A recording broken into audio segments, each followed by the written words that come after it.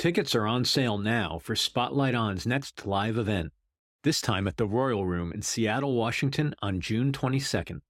Spotlight On, Improvisation in Music and Life will be a unique program of performance and conversation between me and the James Falzone Division Ensemble.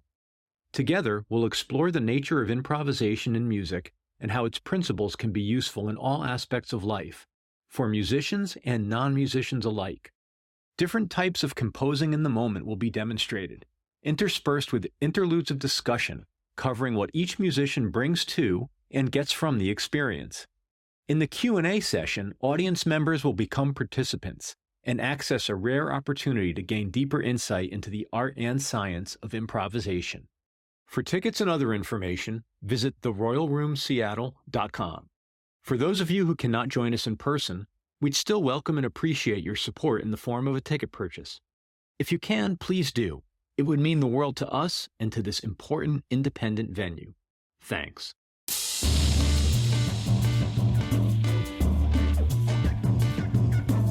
Hello and welcome to Spotlight On, a production of 23 Media Ventures.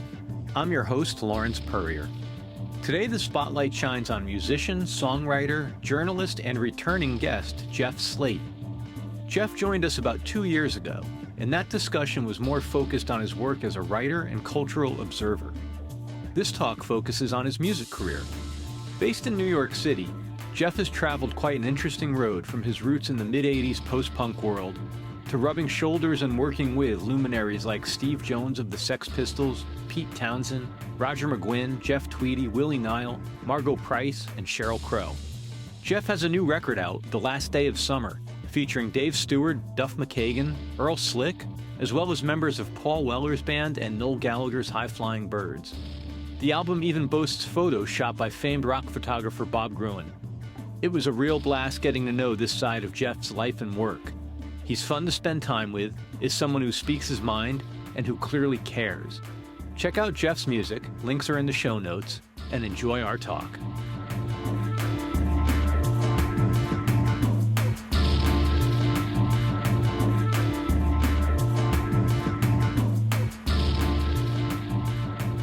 Yeah, I've spent a bunch of time over the last few days with the new singles in my head.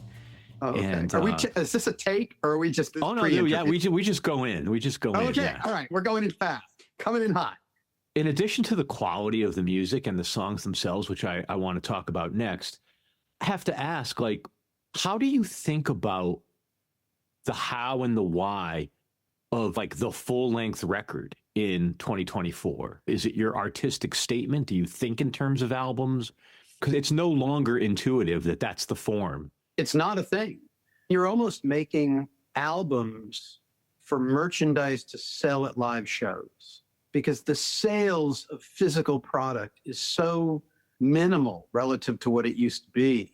And the money you make, obviously, from streaming is paltry. Though I take issue with a lot of people because this is a separate subject, but I think if you own your masters and you're publishing, you're always better off. You're going to do better. There's a bunch of people taking a piece of the pie, especially if they're major labels, then it's really a pittance that you're going to see. But that's a separate thing. The album question is funny. Look, you and I came up at a time when that's what you strive for. You want to make an album. It wasn't about making singles. The singles period was dead long before we were record buyers. It was about albums. So I always think in terms of 10 or 12 songs, a cycle of songs. And when you're doing that, there's always a few that you think are the ones that are the best.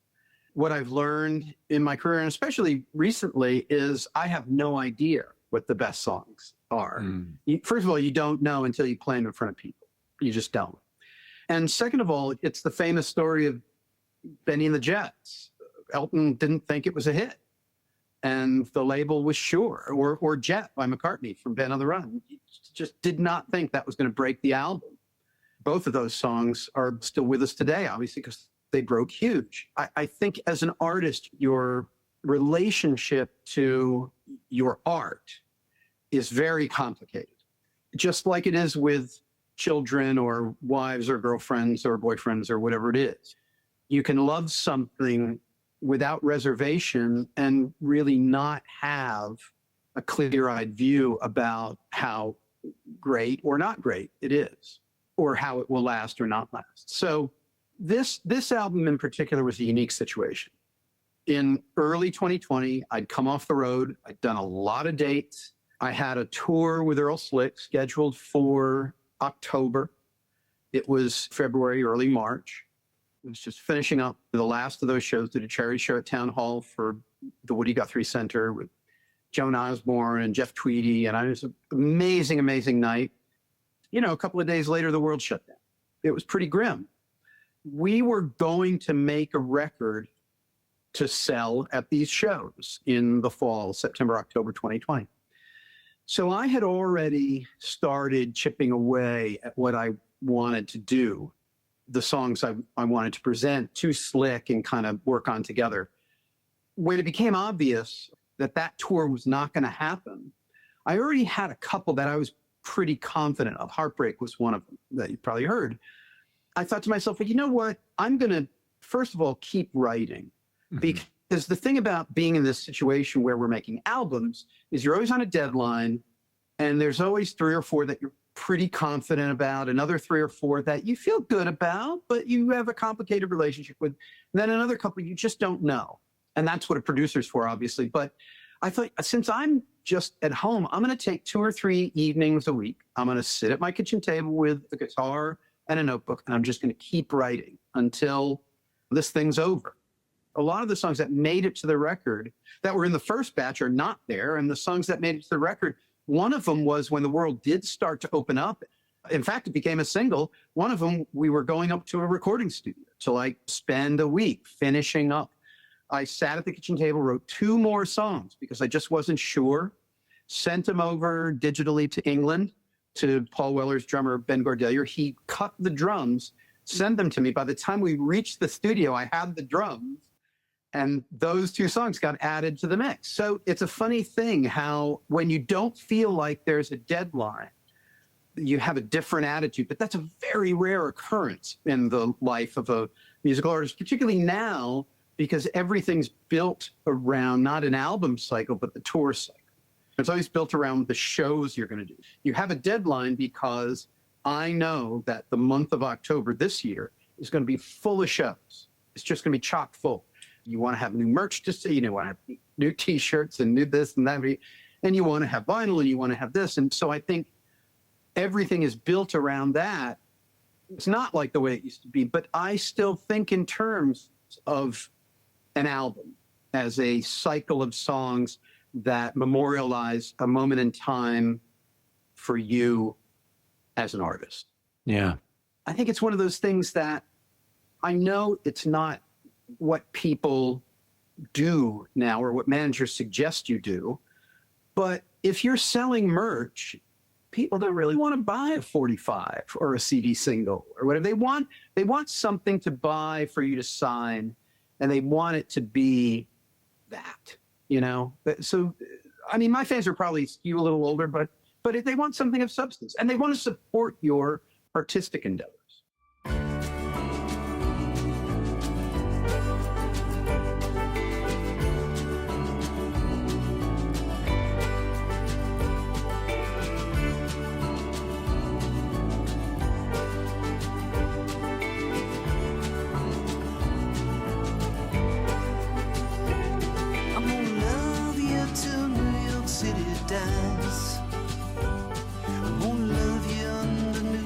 City skies, 'cause all the to and fro, it makes me feel alive. I'm gonna love you till New York City dies. There is no question in my mind. The promises make well, they're not the hollow kind. But I can't reach you, no, I can't reach you. Of course, maybe I don't deserve to. I'm gonna love you till New York City dies.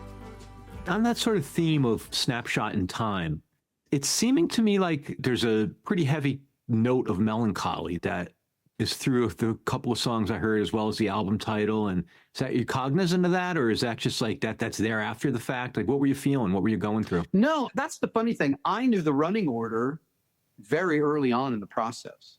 It shuffled a little bit as the song shuffled a little bit, but I think it is a song cycle. It does talk about a moment in time. And I think that moment in time, too, isn't just me.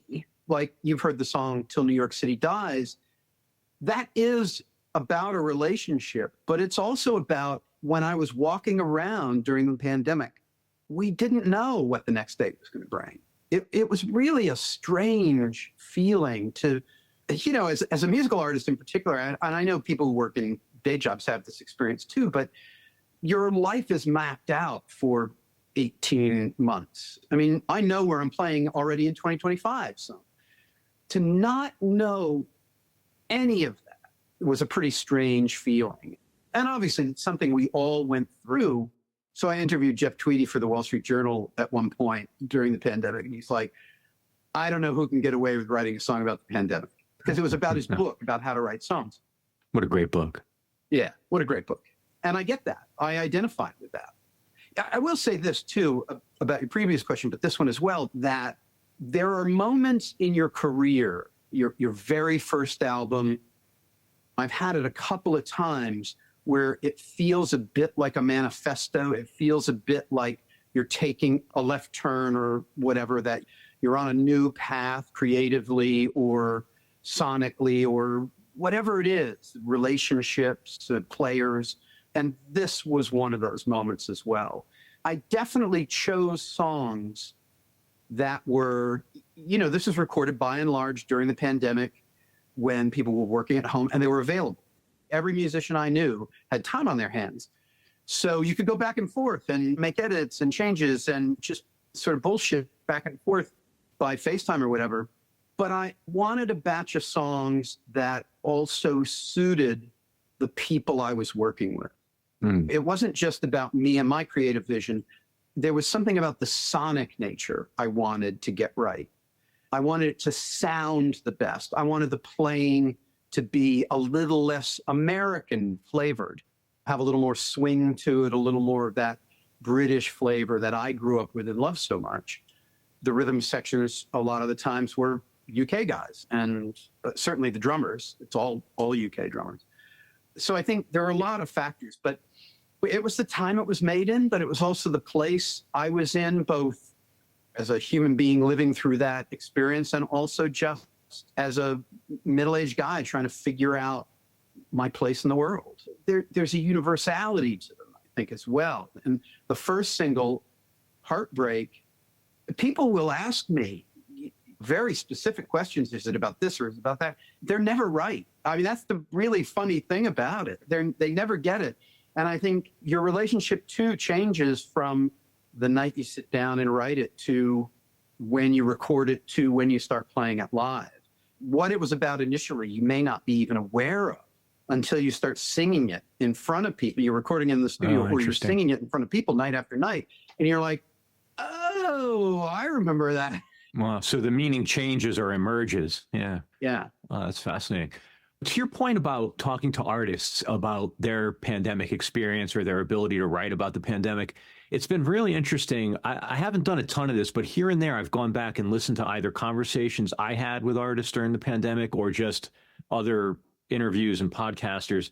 I feel like if I had more time to consume some of that material from that era, I would, because it's been really fascinating to hear, especially the point you brought up about the uncertainty in the life of a touring and working artist. So many artists just not knowing what to do with themselves or exploring. I had a conversation with Jorma Kaukonen during the pandemic, and he was doing these weekly shows. He just happened to have a venue on his property. Yeah. He was doing these live streams, and he was very serious about it. They were scheduled. They had guests, and other artists couldn't function. And some artists played with new mediums. There was as many reactions and initiatives as there are artistic sort of temperaments. Were you already like a tech-enabled kind of person and familiar with the ability to record remotely, or did you have to acquire skills as well to make all this happen? No, I have a studio here at my apartment. It's not a sophisticated one, but the sounds are really good. And I've learned over many years how to do that. Not everybody's sounds were equal or as great. Duff McKagan, he has a studio at his disposal up in Seattle, and he worked with his engineer, and his bass tracks sound like you could put them on any record, 192K, and it would sound fantastic. Paul Weller's drummer, Ben Gordelier, cut his drums in his kid's bedroom. When the kid wasn't there, he'd set up the drums, and then he'd have to break them down. I can't get the same sound again because I broke the drums down. It's like, it's really funny. And all of it was the jigsaw puzzle of putting it together, because you over-track when you're working separately like that. So the mixer, this guy, Dwayne Lundy, was able to figure out the jigsaw puzzle and put it together in a way that was sonically interesting and sounds like people in a room. Yeah, it really does. Which is the real trick. But I'm not a Luddite, but I'm not like super technical by choice. It's kind of like guitar. I can use it to write a song, but I'm never going to be Jimi Hendrix or whoever. It's not my goal. It's a tool for me. I did weekly streaming shows here on Facebook and Instagram, and I had to learn how to do that. And what was it, an iPad or an iPhone or a laptop, or what got the best sound, what was the best mic. I ran all of them through my digital recorder and then back out, so they were all recorded, and I ended up releasing an album of those. So they're just acoustic performances. Some of them sound great, some of them not, because I didn't worry about mic placement or any of that stuff. It's just like stereo mics. But it was hard. And one of the great things about those shows was when people could interact with you. I was like singing and playing the guitar, and people were like firing questions at me. I'm forgetting the word, or where I am. If you watch the first couple, they're clunky, but they're charming. And by the end, I think I did more than 40 of them, just pretty much every week. By the end, it's just a gig. It's like Thursday at 4:00 Eastern, I was going to be here on my couch, and I was going to play 15 or 20 songs. And when I was done, I was done. And I felt like I'd done a show, because you're invested in it in a way that you wouldn't think. I was playing to people in my living room, and you quickly figure out it's essentially just a TV performance. Yeah. For me, my analog to that, rough as it is that recording the podcast throughout the pandemic was super helpful in terms of not only getting out of my own head, focusing on someone else's story and just being present for them, but actually connecting, knowing I was going to connect with someone on a regular basis and talk to somebody outside of my bubble. And the majority of the time, it's somebody interesting, going through, like we talked about before, different challenges related to the pandemic. Like, it was so therapeutic's the only word to use, as trite as it might sound. No, I get it. Was there a healing and supportive sort of aspect of, like, why did you do it? Why did you do the live streams? And did your motivation change? Yeah, I started in April 2020, the first week of April 2020. In April 2020, it was pretty grim here in New York City. And I live within hearing distance of the local hospital. And if you listen to those recordings, you will hear sirens in the background, like constant sirens, if there's a pause or a gap or anything. And I think part of it was, I had COVID from being out on the road. When the world shut down, within 3 days, I realized I had COVID, right? And there was no information. I was able to FaceTime with my doctor. He was really on top of it. It was as good an experience as it could have been. His thing was keep your regular routine. Get up in the morning, get at your computer, go through your emails, work out, do yoga, meditate, whatever it is that you're doing, keep that routine. And I thought, I'm used to playing. Yeah. So I picked a day and a time. And I also found a charity that was raising money to bring meals to hospital workers. So I did that. And I did that for 20 or 15 or 20 weeks. And then the whole social justice movement took off while I was doing them. So I started raising money for organizations that were paying bail for people who were getting arrested at protests, or there's a Black artists organization here in New York City who are giving grants to painters, various kinds of mixed media artists who couldn't show their work, sell their work. Their dealers were closed down. So I raised a lot of money for things like that. And that felt really good. And it connected me with people who were sitting at home, who I quickly realized were really happy to see me. It became a thing to see me every Thursday at 4:00. People would send me screenshots. They were cat watching, or they had it on their TV in their stereo system, or they just had their cup of coffee. And it was really sweet and really endearing.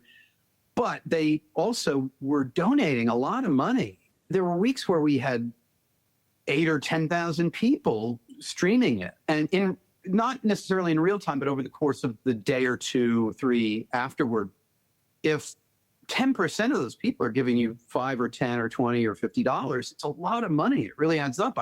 I felt really good about that. Yeah.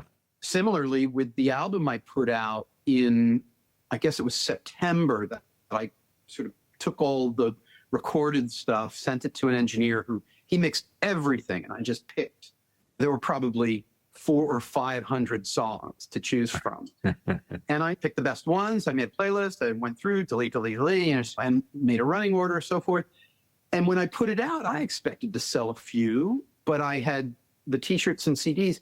I don't think I have any of those CDs. You know, it's very rare as an artist these days that you order 2,000 CDs and they're gone.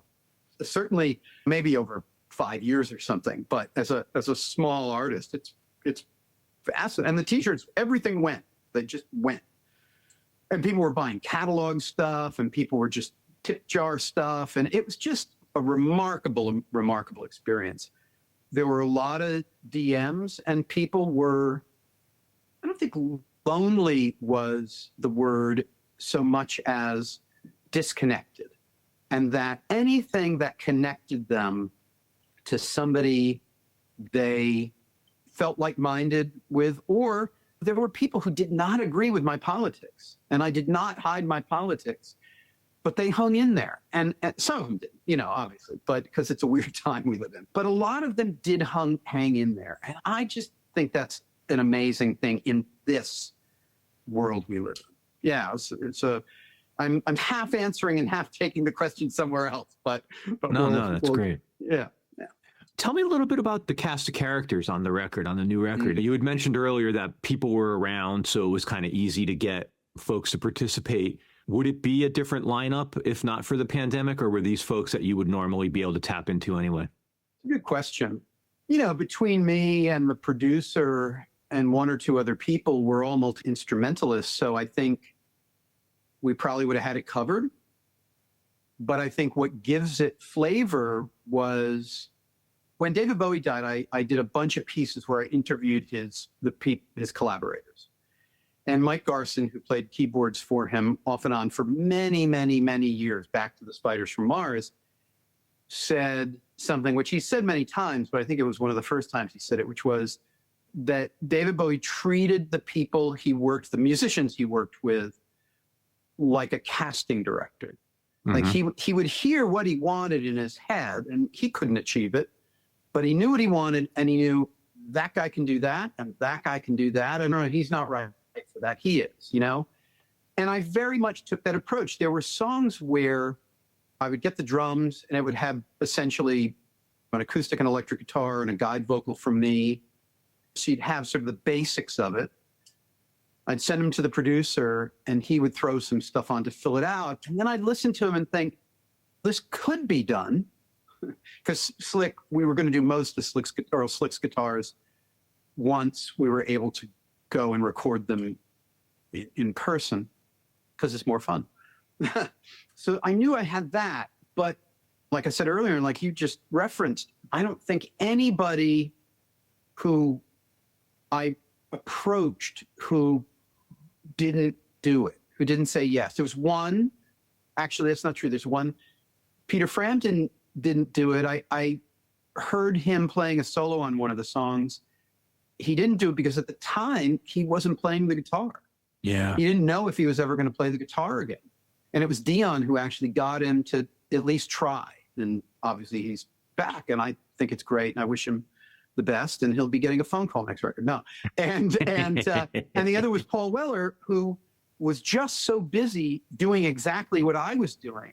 He just never got to it. And in the end, I think it worked out okay, because I think what will probably happen is we'll end up recording something at me and Slick and whoever, at his studio.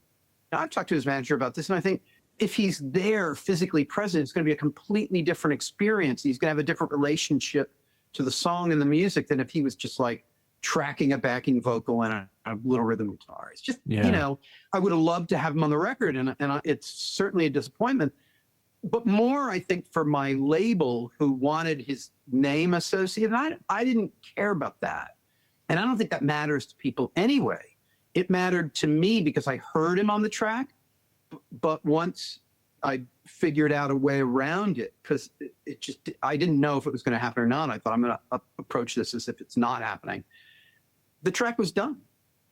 And when I did hear back from his engineer, I'll send it to you, but I don't know what he can do now, Yeah. to be continued. But everybody else was just at home. And these are people who, obviously Earl Slick's on it, Duff McKagan's on it, Ron Blair from the Heartbreakers is on it, Lee Harris from Nick Mason's Successful Secrets, who was in Neon Dury and the Blockheads for a while, the guys in Weller's band, Steve Craddock and Ben Cordelia, people from Noel Gallagher's band, they were just at home. Some of them, Mick Talbot, he actually wanted to go to he wanted to play Rhodes and he wanted to play Hammond. He didn't want to use a Nord or whatever. He wanted the real deal. We had to wait a minute till there was like a break in things where he could go to a studio and whatever. And man, he was right. It was a completely different sound. Yeah, that's beautiful. Anyway, it was one of those things where I didn't just email people because they have a name, because I think most of those people are not household names that I just ticked off, maybe Duff, certainly. To me, they were the right people for those songs. There's a song called Moving On, which there's a sort of funky, soul-y version of it. And on the album, there's a version of it that's much more like I'm Losing You from Double Fantasy.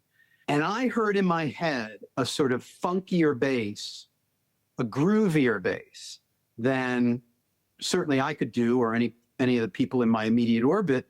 So I contacted this woman her name's Boogie Cindy. She's in a band called the Boogie Wonder Band, which is a disco review. They play the hits of the 70s, early 80s. And they're huge. They play these giant shows at casinos and outdoors and whatever. And I'd seen her at the Cutting Room here many, many moons ago. We just struck up. I mean, it's mostly a relationship that's digital because we're both out on the road most of the time. But I knew she was the right person for that track. And then when I said, oh, you know what, I'm going to cut it again, she had done it in E, which is the swampy kind of I'm Losing You version. And I was like, I think I'm going to cut it in A, which is like, and I can't really use Pro Tools to do that. Can you just recut it? And of course, because it was a completely different approach to the song, she came up with a completely new part, played it differently.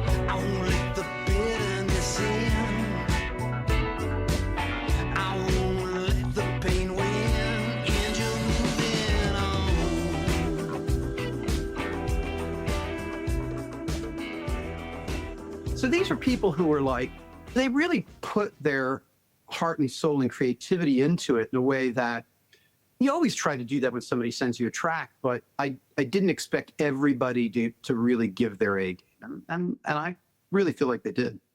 There's a couple of other things I wanted to talk to you about because we didn't talk about Dave Stewart, by the way. Yeah, please give me a little Dave Stewart rap. That's always welcome. Broken Without You was a song that was one of those that I talked about earlier that I wrote the night before the last session, the last batch of in-person sessions. And I heard it in my head as sort of part English folk song and part Smiths, right? And we cut it. Ben cut the drums. We cut it pretty much on the fly at the studio in Connecticut, Dirt Floor Productions, which Eric Lichter runs. And he's a great Americana producer. And it came out kind of rock, very straight ahead rock. And that was fine, but I didn't love it. And so I was down to the wire where we're like assembling the running order and getting the final mixes, and it's going to go off to mastering. And I was going to drop it from the running order. And I had struck up a relationship over the pandemic. I had interviewed Dave Stewart, I think pre-pandemic, but we kept in touch. He's one of these guys who once he decides he likes you, you can't get rid of him, right? And he's fascinating. He's just a fascinating guy. I don't remember if he called me or texted me, or I think we were on the phone. Yeah. And he was like, what are you up to? And like everybody, it's like just checking in with people during the pandemic. And I said, we're reaching the end, and I think I'm going to drop this song. He's like, don't do that.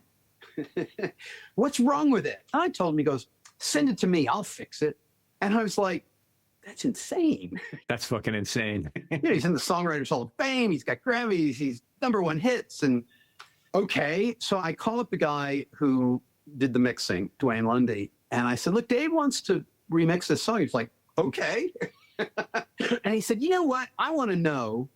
He's friends with Bob Dylan. He was friends with Tom Petty and George Harrison. He's like friends with Ringo. What is it about this guy? And so I sent it to Dave. He added some guitar. He changed the sonics. If you get the deluxe CD version, or the version you'll get on streaming services, it will have in the running order my original version in the running order, which is kind of meat and potatoes rock and roll version. And the bonus track is the single version, which is his. I don't know. I think the average listener is maybe not going to hear the difference.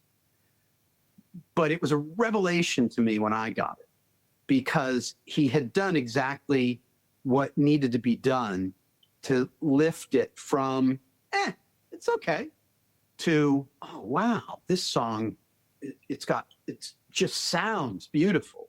It's fucking crazy, isn't it? Yeah.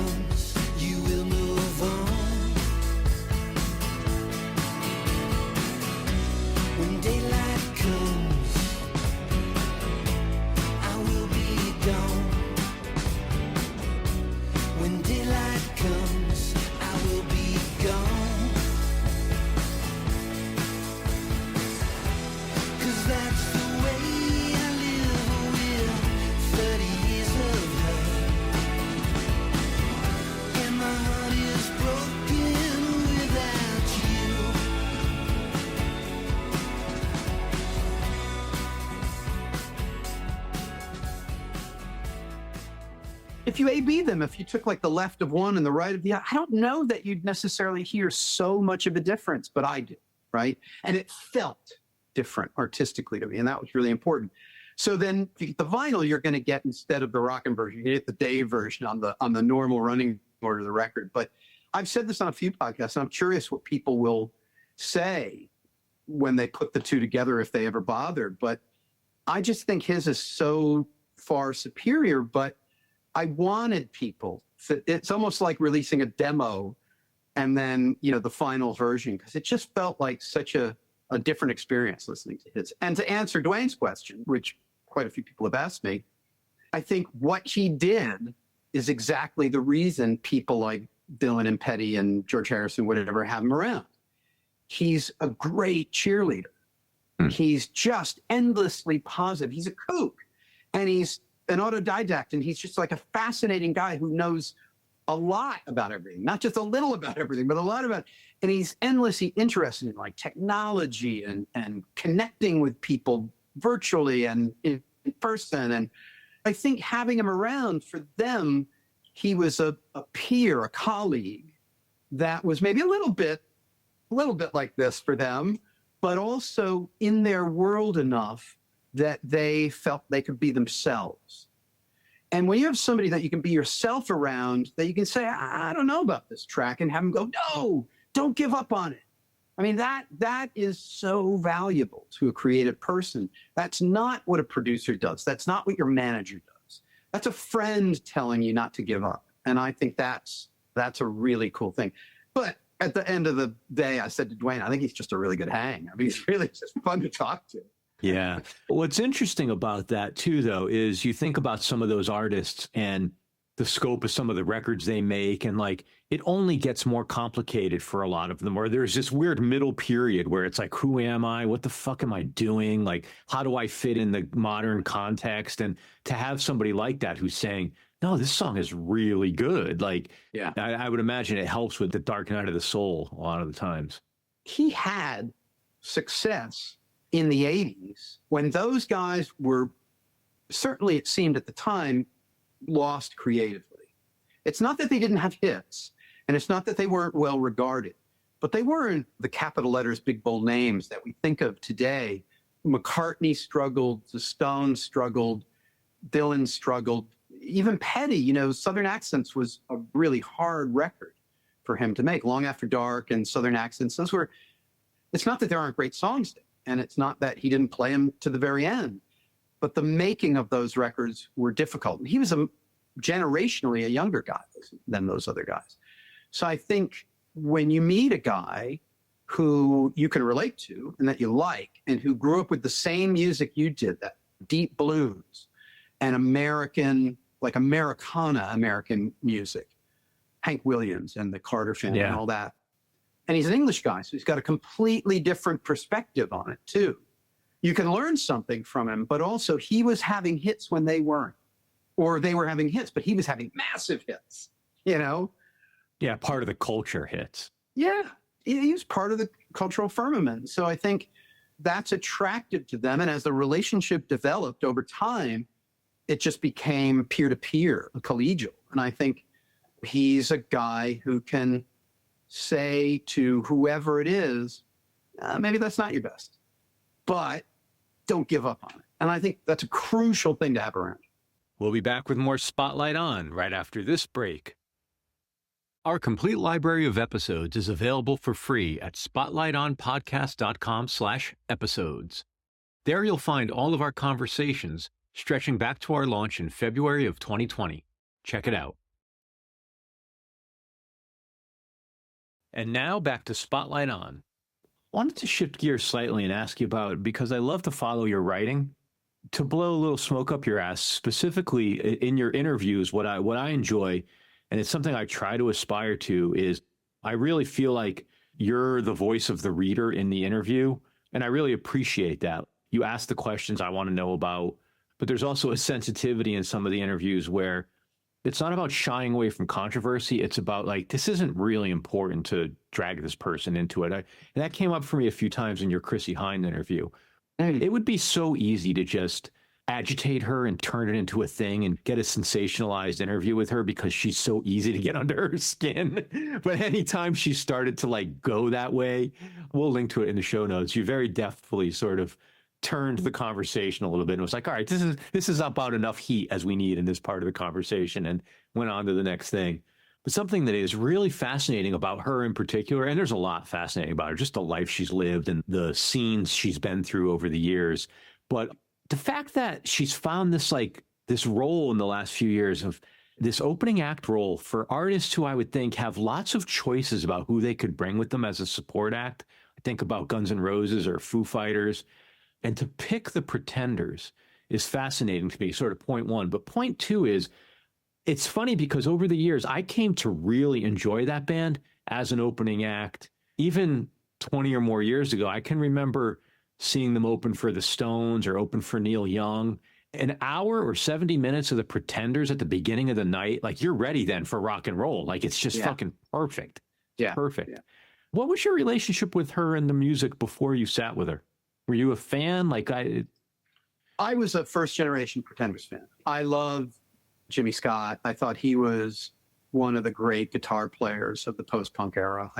He was a huge loss. That early version of the band, they were magnificent. They were just the real deal, and playing music that not all of us, but many of us musicians cycled through punk pretty quickly, unless it was really interesting, like The Clash, or was really well crafted, like Jam.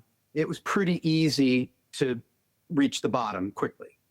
The Pretenders were the next wave that, like Petty and the Heartbreakers, were not a punk band, were really built on roots rock, American rock and roll, playing it back to us with an English sensibility, with that swing that Martin Chambers has. But they were pop songs. They were pop songs with an edge. There's a lot of pop songs with an edge in the 60s. It's just they weren't the top 10 hits. They're the deep cuts that you don't necessarily hear so much anymore. But you could put up any Pretenders song with Glad All Over. Their Tattooed Love Boys goes right along with it. It's that rough and ready kind of, anything from Nuggets outshines that, I think. I loved them at the beginning. She was such a badass and such an amazing singer. But I loved the songs and James Honeyman Scott's guitar. I think it was around 84. Yeah, it was 84 when The Clash 2 were touring. The Pretenders were at one end of town, and we had been following around The Clash 2 and had gotten to know them a little bit. I had already gotten to know them a bit in the waning days when Mick Jones was in the band. They were a really important band to me as a kid. Well, Paul Weller and The Clash, just hugely important to me as a kid growing up, and I've maintained those relationships for a reason. And so we were backstage at, I think, the Agora in Hartford. I remember that place. Yeah. And Chrissy showed up because their show was over. She was a little bit like, who the fuck are these kids? Right? Like, why are these kids here, Joe? And Joe went to bat for me and the bass player in my band. He was just that was his guy. Oh, they're okay, man. They're okay. And she left us alone. And I ended up talking to her a little bit that night, but she fascinated me, just fascinated me. Flash forward 5 years or so, not even. They were looking for a bass player for a tour, and I auditioned, and it was like a minute in my life. And she didn't play with us. It was, but I did play with Martin and Robbie McIntosh. It was pretty special. It was a pretty cool experience. I think I was a little too young. I was maybe 20 at the time, maybe a little older. So when we finally connected, I think I interviewed her when she made the record with Dan Auerbach. I told the very short version of those stories. So she knew I was a musician, and she could tell the way I talked. And I think that's part of it too, that musicians know another musician right away when you talk to them. We just hit it off. And her publicist said, I heard from Chrissy and she loved you. She wants you to come to the show and blah, blah. She's never said that about any interviewer ever. And she tries. She told me this because now we I have a number, we text and we kind of keep in touch and whatever. And we have a lot of mutual friends. She will say she only does one interview a year if she can get away with it. And she covers everything she can possibly cover. And then she just tells the writer, cut that up and try to sell it to as many places as you can. Because this is all I want to do this year, right? And I love that about her. But what it means is she'll sit on the phone with you for, I think my last interview with her was 3 hours for like a 1,000-word piece in the Wall Street Journal. She was game to talk about anything at all. Certainly was willing to talk about those controversies you brought up. Her book came out 2015. It's been covered. She's been pilloried and back again. It's not interesting to me. How can it be interesting for her? Yeah. And a lot of it was sort of cordial. I was pointing out there's these publishers she worked with to do a book of her paintings. And I said, you should do a Pretenders oral history. And she's like, what do you mean? And I said, well, tell the story of the band and blah, blah, blah. And you would be the through line and it would just be explained how that worked and heavily illustrated and really beautiful. And then you could do a trade version, whatever. And maybe that could be the model for a documentary about the band, because you don't want the band to be forgotten. And you certainly don't want the band's heyday to be forgotten. And she said she wrote her memoir really just so people wouldn't forget James Honeyman Scott. She didn't care about sales. She wanted his story to be out there. It's funny, she said when they were driving back from Glastonbury, Johnny Marr sat in with the band at Glastonbury. They'd found on YouTube an interview with Jimmy of going through the first two records, what guitar he played, how he approached the sound, how he came up with the parts. And she said she and Johnny told me the story subsequently from his point of view, they were just sitting there like hanging on every word because they didn't even know this existed. And I encourage people to look it up. It's on YouTube. I think she has a reason for doing the things she does. And she's also just unrepentant about the way she lives her life. And I think that's a beautiful thing in 2024. As far as opening for the artists that she opens for, if you do a tour and you open for Guns N' Roses or the Foo Fighters in particular, who are big fans, the guys in those bands are big fans, the Pretenders, grew up with, they're roughly our age. That allows you to play on your off days in whatever market you're in, a smallish club or a theater where you don't have to play 50 minutes of hit, the stadium hit, which hits, is great, and which we all love. But I went to see her at I guess it was Bowery Electric while they were on tour with Guns N' Roses last fall. And they didn't do any songs anybody knew. And it was great. It was like 2 hours plus. And the only song that everybody recognized was Tattooed Love Boys because they did it toward the end. It was kind of like get the people going and head into the encore. But the rest of it was deep, deep, deep, deep cuts, which you've got to imagine for somebody like her who's played Stop Your Sobbin', I don't know, 10,000 times, probably. That's got to be fun, refreshing. And it also keeps the band busy and the guys creatively interested and engaged. And it's a smart move on her part.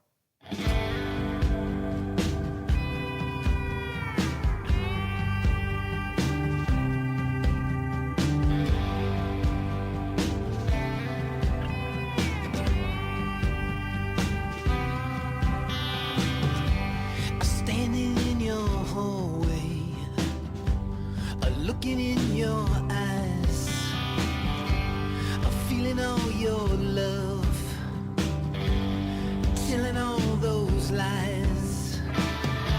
I took your love, I took everything, and in return I gave you nothing. A line in your bed,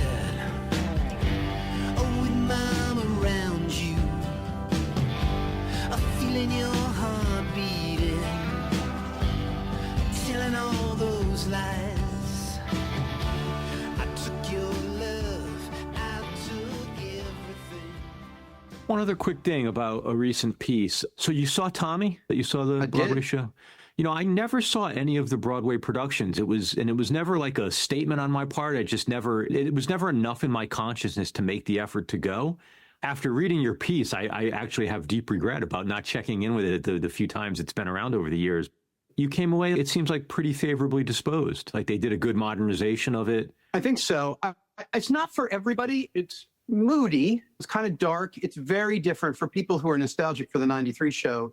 I saw the 93 show probably 25 times. Certainly I saw the second act 25 times because it was right at the time I was working with Townshend and we were friends. My girlfriend and his girlfriend were best friends, so we'd double date, and that's how we really got to know each other. And he ended up executive producing a bunch of demos for me, which next year I think we're going to put out all 10. There were, I think, only 3 have ever come out. We're going to put out the whole album's worth, which is really exciting. Record Store Day and the whole thing. But we would hang out at the Royalton Hotel, drinking at the bar or whatever, and then he'd be like, oh, it's the second act. Let's go catch the second act and take the cast to dinner or whatever it was. So I saw that second act many times and got to know that cast. As a rock and roll fan, I think the first time I saw it, as a young rock and roll fan, not very far removed from punk, I wasn't a Broadway guy. It didn't speak to me. I didn't get why you would do it that and do it that way and whatever. But it really grew on me. I could also see that it was an artistic outlet for him. Yeah. That wasn't just about money. There were creative decisions that needed to be made because it's a very meaningful piece of art to him. It's put him on the map as a creative person for the world. Prior to that, they were a cult band, essentially. They'd had some hits, but the hits were long gone. And Tommy, they exploded. And Roger became Tommy on stage, and it became this whole other thing. And so I saw it at the Universal Amphitheater in LA when they opened there. And I think I saw it in London, too. You know, I was very fortunate to see it and also be able to not see it through his eyes, but see it on his shoulder a little bit. Yeah, yeah. And how it developed from the previews here in New York to opening night, to the Tonys, to then going on the road. It was a very interesting thing to watch unfold. Didn't change my mind about Broadway, per se. It's just not for me. I mean, dramatic Broadway is one thing, but not musical Broadway. But I appreciated it as a creative vehicle for the composer and the director as well, Duff McKagan, who I got to know. I was talking to him a couple of months ago, and he said, "Oh, I'm coming to New York. Tommy's opening. You want to come to opening night?" I was like, "Yeah, of course. I want to see what they did with it." And then it turned into a thing where, because they wanted to invite all the alums from the 93 cast that could come, as well as his friends and whatever, they were going to be dark the night before, but they did a show. Essentially, the bottom of the theater, the upper deck was press and tickets they sold, but the bottom level was almost all people from the original cast, people I hadn't seen in 30 years, you know. And it was just the warmest, nicest feeling. But I think the one thing everybody agreed on was that they'd leaned on the 93 show where it needed to be leaned on, and they'd updated it where they needed to update it. And I don't think anybody took umbrage at the things they updated. I don't think anybody felt offended that it wasn't them reprising their role from 1993 in the parts that felt a little retro. Again, I don't know if it's for the true blue Who fan, and I don't know if it's for the tourist from Manalapan, New Jersey, but it seems to be doing okay. I had a good night. I enjoyed it. It's fascinating the way he just returns to that work. And to your point, it's clearly about more than just money. Like, it's something that's stuck in his head and his heart for a long time. It was funny, when I got to know him, he was really hung up on Tommy because he was in the middle of bringing it to Broadway. I talked about Quadrophenia endlessly, how that didn't leave my turntable for 5 years as a teenage boy in suburbia. Interestingly, over the next couple of years, I'd get a phone call periodically. It's like, I was talking to Scott Whelan, he said the same fucking thing. Or I was talking to Eddie Vedder, he said the same fucking thing. What is it about you guys we were like maybe 25 or something, 27 at the time.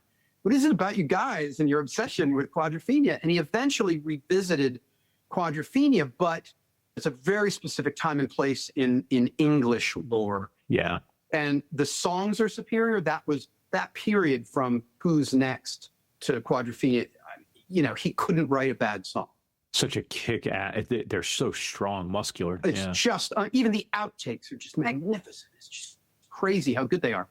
But I think there's a universality and a flexibility, a fluidity to Tommy and the story that allows somebody like him to play with it. Whereas Quadrophenia is what it is. It has a beginning, middle, and end. It's a better story, but it wouldn't resonate the same way in a Broadway show. No, I think that's fair. Listen, man, good luck with Street Date and getting back on the road and all that stuff. And it's great to talk to you. And I guess we'll have to do it again in a year and a half, 2 years. It seems to be our cycle. next cycle. Yeah, I mean, I'm always game, and there's plenty of interviews to talk about it. It's interesting you pulled Chrissy out of it. I liked that. It's usually Ringo, it's usually Dylan, it's usually the people that the interviewer is a little bit starstruck about, which is understandable. I am too. I liked that, and I like talking about that because I hadn't thought about it. She's the real deal. You know when you're reaching the point where she's going to check out, or I do, from seeing other interviewers fail. Yeah. You've got to take note of that. And also, it's what you said. It's partly as a fellow traveler. I tell this story a lot, but the first time I interviewed David Crosby, who I became really good friends with, I knocked on his hotel room door, and I was there for Esquire. And he opened the door. He goes, "You're not from Esquire. You're one of us." Yeah, and he knew I dressed like me, and I was there for Esquire. But he clocked right away. There's something musicians can tell. Somebody who's been on the road, somebody who has that sensibility, whatever. And I think she gets that as well. But I think that's important. It's important to recognize that for them and to be respectful and to come like their cat. Like, I don't interview anybody I don't want to interview. I don't do anything just for the money of it now. I do it because I really want to talk to that person. But I also think when you're interviewing those people, and this is something a lot of managers have said to me, I am there for the audience. There are things I want to know about. There are rabbit holes I want to go down, and sometimes I will, and they don't make it to print. But by and large, I stick to the stuff that I think there's a universal nature for, or something that everyone can identify with, even if they only played guitar in their garage on weekends in their 20s and 30s. It's like there's something they can connect with to that person that other magazines are putting them on a pedestal or trying to tear them down. I don't want to do either of those things. I want to get to know them, and I want the audience to get to know them. There, you can drop that in. That tone comes through. All right, man. Thank you. Thank you so much, Jeff Slate. And as always, thank you for listening to Spotlight On, a production of 23 Media Ventures. I'm your host and executive producer, Lawrence Purrier. We're produced and edited by Michael Donaldson with theme music by Q Burn's Abstract Message. If you'd like to support our work, please rate and review us wherever you listen to podcasts, and then visit us online at spotlightonpodcast.com. There you'll find our free episode archive, weekly postings to our official blog, and a ton more. Thanks for listening, be safe, and stay in touch.